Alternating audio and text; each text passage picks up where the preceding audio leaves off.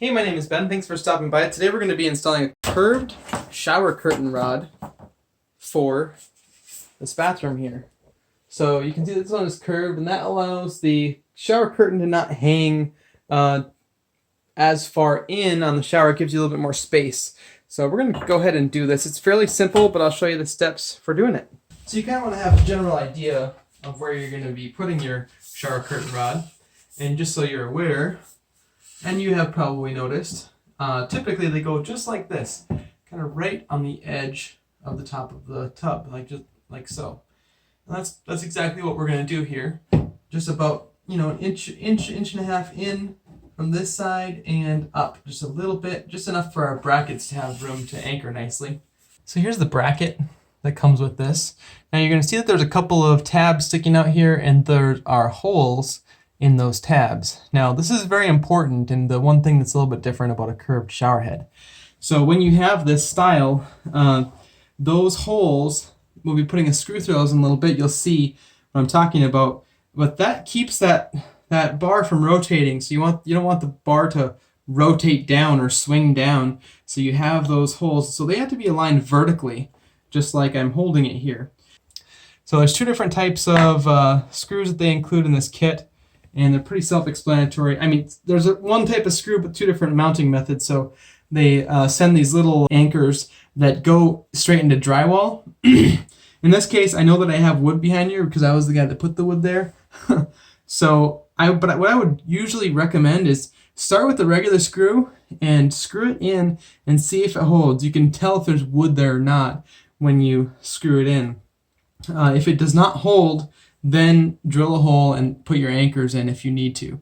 But preferably, it's nice to just go with a regular screw if there's some wood behind there. So I measured this out here, and I'm going to put this about 2 inches into the center of the bracket and 3/4 inches up to where the bottom of the bracket's going to be, so I can line up the center of the bottom of this bracket with that mark I made and holding it up about 3/4 inches off of here. It gives me, it might go with a little bit closer to 1/2 inch. You don't want to get too high above here, but I just want to give it a little bit of space between the top edge of the shower here and the bracket. But that's kind of subjective, so you can decide how close you want to put that. All right, here we go. We're going to run our first screw in. Phillips bit. Hopefully the screw doesn't fall down. There we go. Got it.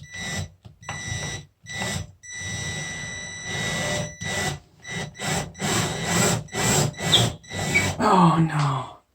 So I thought I had wood behind there. I do have wood behind there, but it's down just a tiny bit. In fact, I'm going to try to move it down a little bit and see if there's wood there. Otherwise, we are going to have to use those horrid drywall brackets. So moving it down didn't help. Still don't have anything on that side. But this screw over here does have wood, so that's fantastic. I've got my hole marked out here where I need to make the hole bigger for our drywall bracket. So let me grab that here. And sometimes what I use for that is, honestly, I just use a screwdriver if it's about the right size, which it looks like this one is. I'm just going to bore this out a little bit with this flat screwdriver. Just enough to get our bracket started in here. It's almost perfect. Go a little more. And now we should be able to tap this in here. You want it to still be really pretty snug, So, I'll let the back.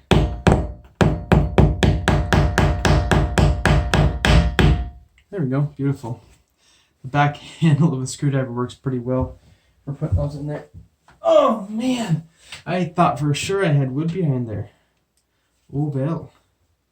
Alright, we're going to spin that around.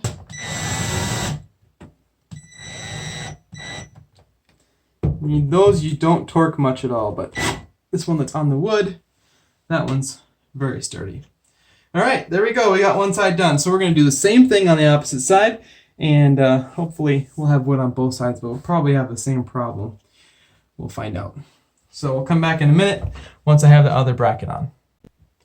And the other side was the same. I had to use one of those drywall brackets there too. All right, take your little cover plate here and slide that onto your rod. I've got the rod pieces slid together already. And now we're going to go ahead and align this over here. I'm going to just kind of set it on the other side for now so that it sits there.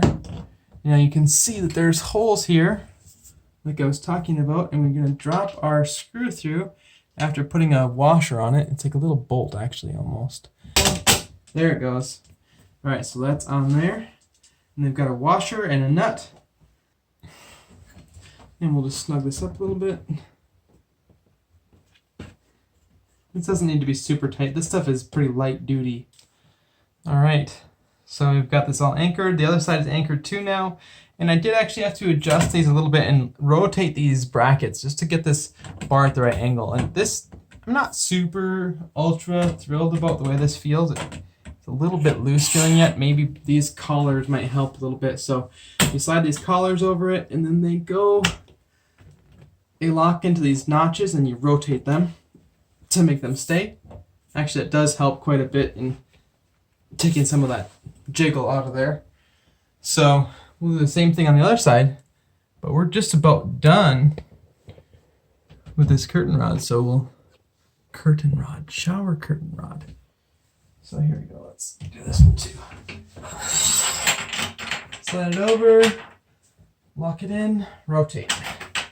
Oh, didn't get it rotated enough. It's a little bit tricky getting them to rotate to grab their little bracket spots there. So there we go. Let's take a look at the overall product here. It looks good, you know, it looks fine. It just doesn't seem ultra sturdy, and I know that no curtain rod or shower curtain rods do, but I'm not really optimistic for the longevity of this guy. So we'll see what happens, but it's going to be nice. It creates a little bit more space inside of the tub with that curved rod. But that's the primary benefit. And I'll link in the description to both curved shower rods and straight ones. I'm going to say if you have kids, you probably should go with a straight one because the durability of this is just questionable a little bit if it gets pulled on.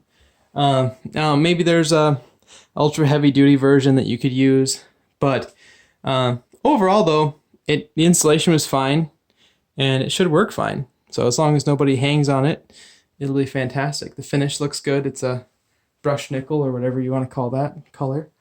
So it's pretty good. Again, links in the description if you're looking for a curtain rod. If this video helped you out, please hit that thumbs up button and subscribe down below for more videos just like this one. Oh, hit that bell icon if you want to be notified about future videos. All right, thanks guys. We'll talk to you in the next video. See ya.